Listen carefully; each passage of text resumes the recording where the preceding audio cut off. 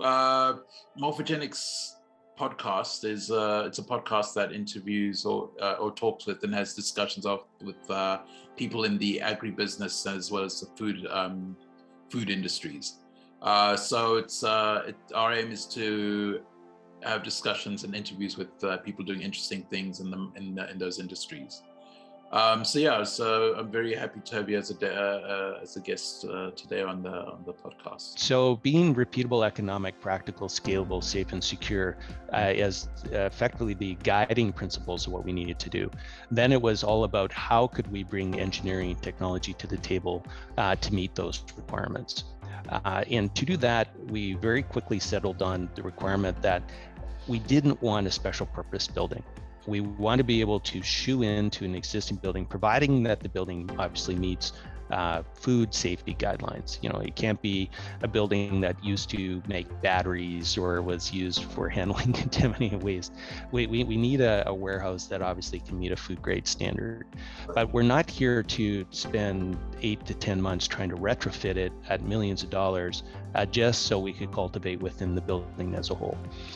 We like buildings that we can go in and erect our what we call racks. Now, a rack is typically 3 rows high, and each rack has a habitat that are 5 next to next to next long. So 5 by 3, so 15 habitats per rack. Now, in terms of imperial units, that would be 50 feet long by 5 feet wide by 24 feet tall. These are on rolling racks. It eliminates the need for aisle space that wouldn't otherwise be necessary. They are then attached by umbilical cords, both for communications as well as for nutrient, as well as for heating and cooling. And we use water for that purpose. We run them through fan coils to lessen the load. Now, the habitat becomes the environment for which the plant is cultivated. The habitat is where we spend the money.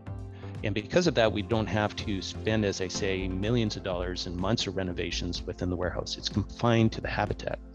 Now, think of habitats as Lego blocks. Easy to add, easy to subtract, easy to turn on, easy to turn off.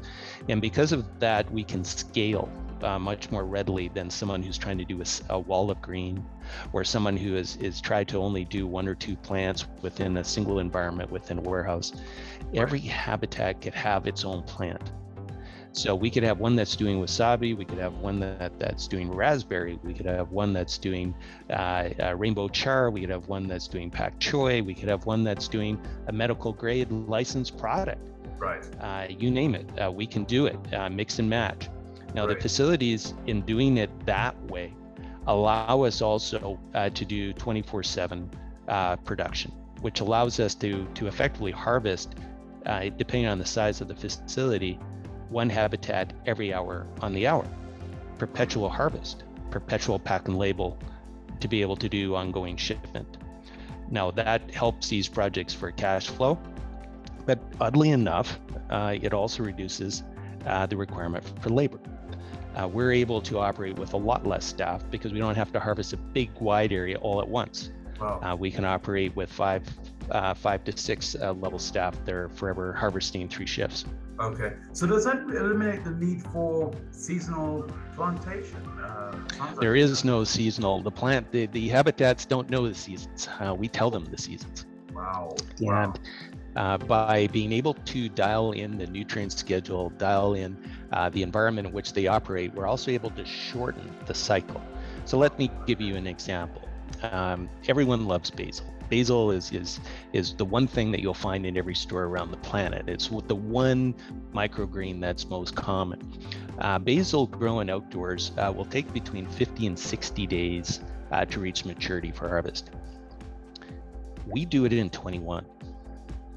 The first crop. Now that's a 2.5 foot tall plant that's 6 inches wide. So we get a lot of mass. But because the root is growing within its own chamber, we call it a root chamber, using our aeroponics system.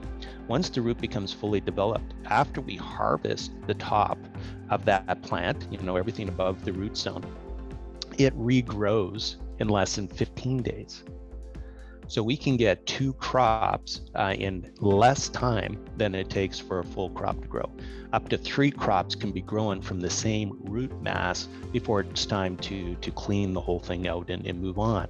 So within a month and a half, we can get full 3 crops versus what would traditionally be an outdoor, without risk of crop loss either. The other thing that we're very good at doing is crop repeatability. For vendors that are really keen to ensure that their consumers get exactly what they expect, being able to replicate that batch, that crop anywhere on the planet exactly the same way gives us a leg up most others. Being able to, as we saw even in Canada, we had Wendy's, which is a competitor to McDonald's, buy an indoor grow operator so they can get lettuce the way they like it again and again and again. All right, fair enough. What if it's a grocery chain? What if it's a restaurant? What if, again, it's an R&D medical project that needs to have absolute repeatability for their projects? We can do that. Being able to replicate a plant that has a number of molecules. If we use cannabis as an example, that could be both cannabinoids and terpenes and flavonoids. Replicate that to be able to put it anywhere at any time, right? So being plant agnostic has helped us a lot. Being able to reduce the cycle time even more. But the goal of what we've done is it can be done anywhere on the planet, pole to pole, east to west, exactly the same way. Wow, okay. Chris, thank you so much for your time. It's been wonderful talking to you. I think you are a breadth of information. Yeah, this I could have thought it was like a 5-minute discussion. Well, I love the topic, and I really appreciate the opportunity, Tinashe. I love your podcast, and I love the fact that you're getting this information out to the globe. Always a pleasure. Thank you so much for watching. If you found this information useful, please click the like button, and please subscribe to receive new information from the food and agribusiness industry. Thank you. Goodbye.